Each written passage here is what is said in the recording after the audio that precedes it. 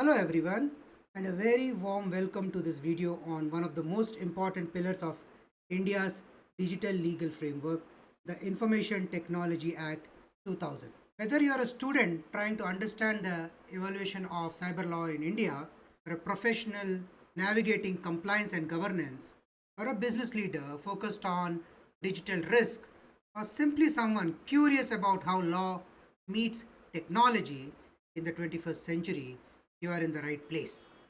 In this video, we will dive deep into the Indian IT Act, exploring its origins, key provisions, amendments, enforcement mechanism, and the real world implication it has on cybersecurity, digital contracts, data protection, and cybercrime. We'll also break down how this act empowers both individuals and institutions in safeguarding digital assets, ensuring accountability, and creating a trusted environment for e commerce, digital governance, and online interaction. Whether you are concerned about data privacy, working in legal or IT domains, or just want to know your digital rights and responsibilities, this section aims to make the complex simple and the technical relatable. So grab a notepad, settle in, let's explore the digital legal backbone of India together. Don't forget to like, share, and subscribe if you find this content valuable. Let's build a community that understands the laws that governs our digital lives. So let's begin. This is your host Savit Vittal Salian, and welcome to this video.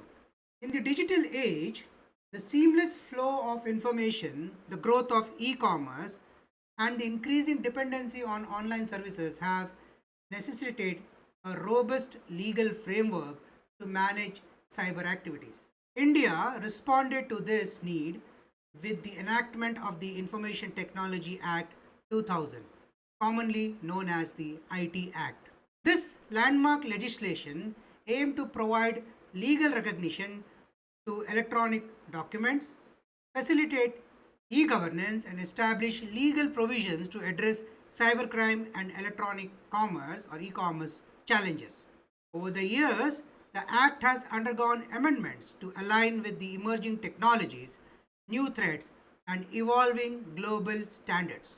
This video offers a deep dive into the Indian IT Act, tracing its history, structure, objectives, key provisions, amendments, notable cases, and its role in shaping India's digital future. Historical background and the need for the IT Act. With the global proliferation of the internet and digital technologies in the 90s, businesses and individuals increasingly turned to electronic platforms for communication, banking, commerce, and more. Traditional laws such as the Indian Penal Code and Indian Contract Act lacked provisions to address digital transactions, electronic records, or cyber offenses. India's participation in the United Nations Commission on International Trade Law Model Law on Electronic Commerce of 1996 laid the groundwork for the IT Act. This model law sought to harmonize the legal standards for e commerce globally. To address this technological development and ensure legal recognition of digital practices, the Indian IT Act was enacted on June 9th, 2000 and came into force on October 17th, 2000. Objectives and scope of the IT Act. The primary objective of the IT Acts are legal recognition of electronic records and digital signatures, regulations of cybercrime and offense, facilitation of secure digital communication and transactions, promotion of electronic governance, protection of data and privacy in cyberspace. It applies to the entire country and also covers offense committed outside India if they involve a computer network or systems located in India. Structure of the IT Act. The IT Act is structured into several chapters and sections, currently comprising of 13 chapters, 90 plus sections after amendments, schedules for certificates and technical standards. Key areas covered includes electronic record and digital signatures, cybercrime and penalties, education and appellate procedures, regulatory bodies and authorities. Key provisions of the IT Act. Section 4 provides that any information rendered electronically and accessible to subsequent reference qualifies as valid evidence equivalent to paper based document. This is part of section 4, which is legal recognition of the electronic documents. Digital signatures are given legal recognition for authentication provided they comply with the specific security protocol. This is under section 5, which covers the legal recognition of digital signatures. Under section 6 to 10A under electronic governance, this section promotes digitization in public administration, facilitating electronic filing of documents, digital licenses, and online communication between citizens and the government.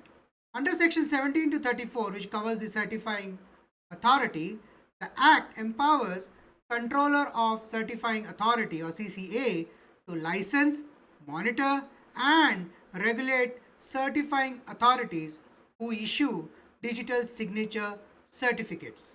Under section 43 to 66F, which is the cyber offense and penalties, the Act defines a wide range of cyber offenses, including unauthorized access and data theft, which is under section 43, hacking and malware attack, which is under section 66, identity theft and cyber fraud, which comes under section 66C, cyber terrorism, which is under 66F, sending offensive message through communication services, which is under section 66A, while it is repealed now, but that's how the original was, cyber stalking and voyeurism via IPC and IT Act crossover. Under section 46 to 64, adjudicating officers are appointed to handle cyber disputes with the power to impose penalties. A cyber appellate tribunal was also constituted to handle appeals. This is under the section 46 to 64, specifically for adjudicating and cyber appellate tribunal. Under section 79, it exempts intermediaries, that is ISPs, platforms, from liability for third party content, provided they follow due diligence and do not knowingly abet illegal acts. Key amendments to IT Act. The amendment of 2008. This amendment was a watershed moment, introducing critical updates such as inclusion of section 66A to 66F to address emerging cybercrimes, introduction of electronic signature in addition to digital signature, expansion of definitions like communication device and intermediary, provision for corporate responsibility for data protection specific under section 43A, empowering the government to block website, which was provisioned under section 69A. There was a repeal of section 66A in 2015. This was due to landmark case, an individual and the Union of India. The Supreme Court struck down section 66A, terming it unconstitutional and a violation of freedom of speech. Cybercrime under the IT Act. The IT Act defines and penalizes various forms of cybercrime, including data breach and theft under section 43, which states imposes damages for unauthorized downloading, copying, or extracting data. Applies to personal, financial, and business information. Under section 66, it criminalizes act that destroys or alters data without authorization. Under section 66C and 66D, covers frauds related to digital identity misuse, phishing, and online impersonation. This is under the identity theft and impersonation section. Under section 66F, which covers cyber terrorism, a stringent provision dealing with actions threatening national security via digital means is covered. Under section 67 and 67B, which focuses on pornography and child protection.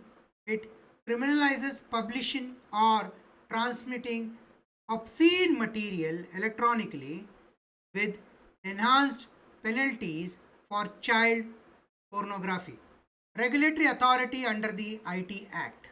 The first is Controller of Certifying Authority or CCA. It oversees issuance and revocation of digital signature certificates and licensing care certifying authorities. The Indian Computer Emergency Response Team or CERT-IN. This is empowered under Section 70B to respond to cyber incidents, publish advisories, and coordinate national cybersecurity effort. The educating officer and tribunals. This is a quasi judicial body handling disputes and imposes penalties related to cyber breaches and non compliance. Impact of the IT Act. On e governance, the IT Act catalyzed the Digital India program, enabling online tax filing, digital Aadhaar authentication, e hospital systems, e signature based public services. On digital businesses, it provided legal clarity and security to e commerce platform, digital payments and fintechs, B2B and B2C communication, cloud and data services. On cybersecurity, provisions like mentioned in section 70 and CERT in empower critical infrastructure protection. Although enforcement do remain a challenge, but this is evolving, it's maturing on a daily basis. So we should see new addition or amendments incorporating the latest and the best coming into this specific space. I'll keep you posted once I have a comprehensive view on this aspect. Limitation and challenges. The Act lacks adequate definition and coverage of AI, IoT, blockchain, and social media algorithm. While the amendments and refinements are in play for sure, it will take some time for it to freeze, which can be discussed. I will bring out a separate video once I have the details on this specific topic. Despite revision in 2021 and 2023, the rules are seen as controversial regarding privacy and freedom of expression. Again, this has been noted, and we are expecting a more refined interpretation and revision coming in the privacy space. Section 43A is insufficient in comparison to modern global standards like GDPR. Again, this is a active topic. We should expect a new revision, more comprehensive, in line with the international GDPR act and law, which is being looked at globally. We should expect that same to get into this act also. There is a low conviction rate, cross-border legal complexity, and limited forensic capacity hinders effective enforcement. Now, this is not just with the country's law, but it is across. There is various level of maturity achieved by few countries. Overall, this is a work in progress item. Notable case laws. The first one is between an individual and Union of India in 2015. This triggered a strike down of section 66A for violating freedom of speech, article 19(1) subsection A. The second one is about from an individual with a state specific known as Bazi.com case. The CEO of Bazi.com was held liable for pornographic content uploaded by a user, raising issues about intermediary liabilities. The third case is again of an individual against the state of Kerala of 2019, wherein upheld the rights to access the internet as part of the right to education and the right to privacy. Future developments. The Digital Personal Data Protection Act, DPDP Act 2023. This replaces section 43A with more robust data privacy rules. introduces a data protection board and rights-based data subject framework, strengthens penalties and compliance norm for data fiduciaries. Next is draft Indian cybersecurity policy. It is focused on critical infrastructure protection, incident response mechanism, and global cyber diplomacy. Do note this is under draft. Once the full policy is in play, I will get a video specific for it. The next is on the AI and the algorithm regulation. India is exploring regulations for ethical AI and algorithmic accountability, which may extend or replace part of the IT Act. A comparative perspective. The IT Act was enacted in 2000. The primary focus was e-governance and cybercrime. Applicability was with individuals and entities. The penalty associated is about 5 crore plus and imprisonment. In comparison, the GDPR, the European Union, was enacted in 2016, in force in 2018. Primary focus is data protection and privacy. Applicability is specific to EU citizens globally. Penalty is up 20 million euro or 4% of the global turnover. In parallel, the CCPA of US, enacted in 2018, focuses on consumer data privacy. Applicability is Californian residents. The Information Act of 2000, as amended, provides a legal framework for electronic governance, digital communication, cybersecurity, and penalties for cybercrime and contraventions in India. Next is a structured overview of the provision for penalties under the IT Act. From a civil penalties and compensation perspective, Chapter 9. These provisions apply to contraventions such as failure to protect data or unauthorized access, mostly affecting individuals or organizations but not classified as criminal offense. Under Section 43, which is penalty and compensation for damages to computer and computer system, etc., any person who, without permission, accesses or downloads data, induces viruses, damages or disrupts systems, deny access to authorized users, assist other in such act, shall be liable to pay compensation to the affected party. The compensation can go up to 1 crore rupees or more depending on the educating officer's discretion.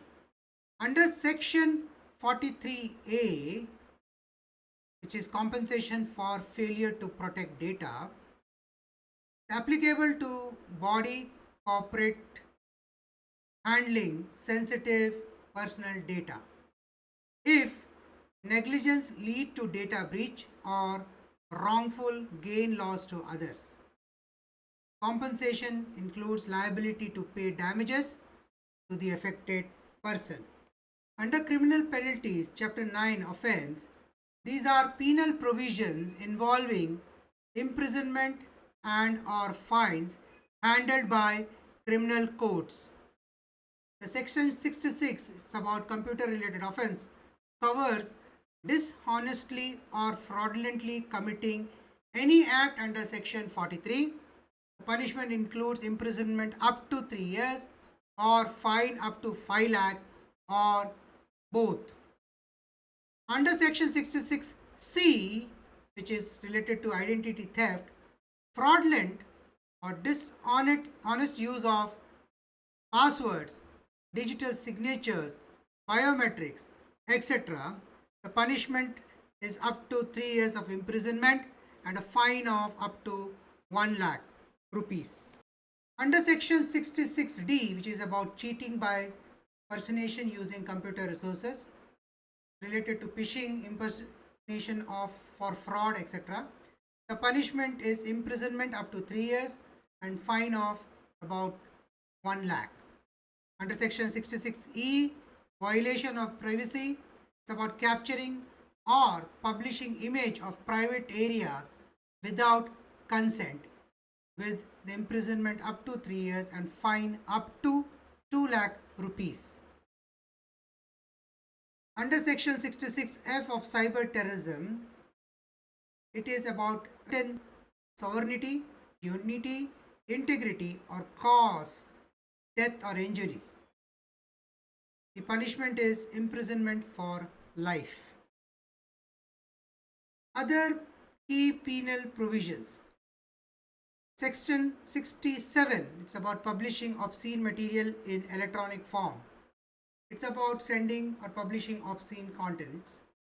The punishment in this case, the first conviction is up to 3 years of fine plus a fine up to 5 lakh rupees. Subsequently, up to 5 years plus a fine up to 10 lakh rupees.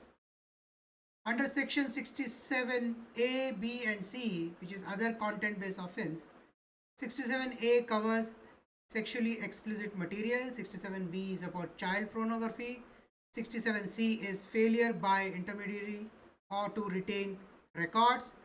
The punishment here is up to 7 years of imprisonment and plus financial fines. Powers of Adjudicating Officers and Cyber Appellate Tribunal. The adjudicating officer can impose penalty up to 5 crores, beyond which the jurisdiction lies with the competent court.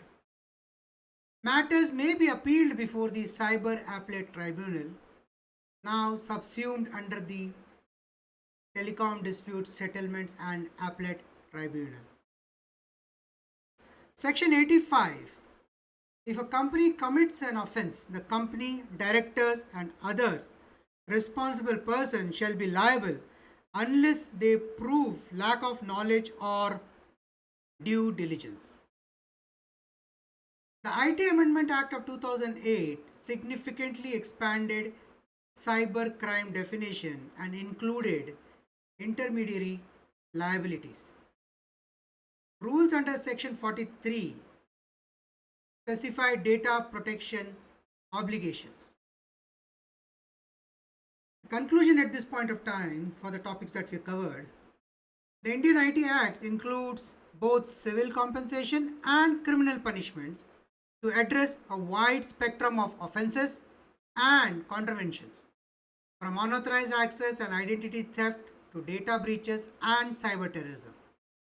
Penalties vary depending on the nature and the severity of the offense, with imprisonment ranging from 3 years to life imprisonment and fines ranging from 1 lakh to 10 lakh or more in few of the cases. Summary of the 13 chapters, 90 sections and schedules of the IT Act includes the key amendments. I would request you to pause the screens. You can go through the chapters, what it covers. In summary, the chapter 1 covers the title, extent, commencement and application. The section 2 covers the definition. Chapter 2 covers topics related to digital signatures. Chapter 3 covers the electronic governance, which includes facilitate use of digital means of government functions, legal recognitions of filing issues, and so on and so forth. Chapter 4 is about attribution, acknowledgement, and dispatch of electronic records. Chapter 5 is about secure electronic records and secure digital signatures. Chapter 6 is about regulations of certifying authority. Chapter 7 is about digital signature certificates. Chapter 8 is about duties of subscribers. Chapter 9 is about penalties, compensation and adjudication. Chapter 10 is about the Cyber Appellate Tribunal. Chapter 11 is about offenses. Chapter 12 is about intermediaries not to be liable in certain cases, specifically defined in section 79. Chapter 12 is miscellaneous. It covers the police powers, protection of action taken in good faith, act to override other laws in case of conflict, and power to make rules, remove difficulties, and repel or savings. Schedules in the IT Act. The first schedule had amendments to the IPC to accommodate cybercrimes. The second schedule had amendments to the Indian Evidence Act, recognizing electronic record and digital signatures as admissible evidence. The Schedule 3 of the IT Act had amendments to the Bankers Book Evidence Act, enabling reliance on digital entries and electronic banking records.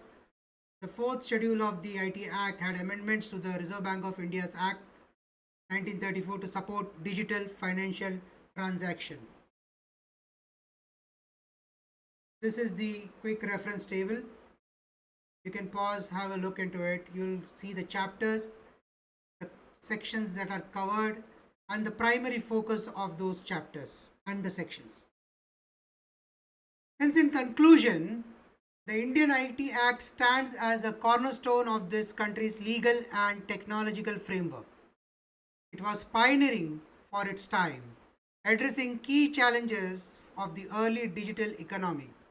While it successfully laid the groundwork for digital governance, cybercrime regulations, and e commerce growth, its relevance is now being tested in an era dominated by big data, AI, and global cloud ecosystems. With new laws like the DPDP Act and the proposed update on the horizon, India is signaling its commitment to upgrading its cyber legal landscape. A future ready IT regulatory regime must balance privacy, innovation, and security while ensuring democratic freedoms, global competitiveness, and user trust. The Indian IT Act, with timely amendments and visionary execution, can continue to serve as a pivotal legal pillar for India's digital economy and its journey. With this, we conclude this part of this video. I would like to thank you for staying with me for this time. This is your host, Savit Vittal Salian. Thank you and catch you again with a new informative video. Take care. Have a good day.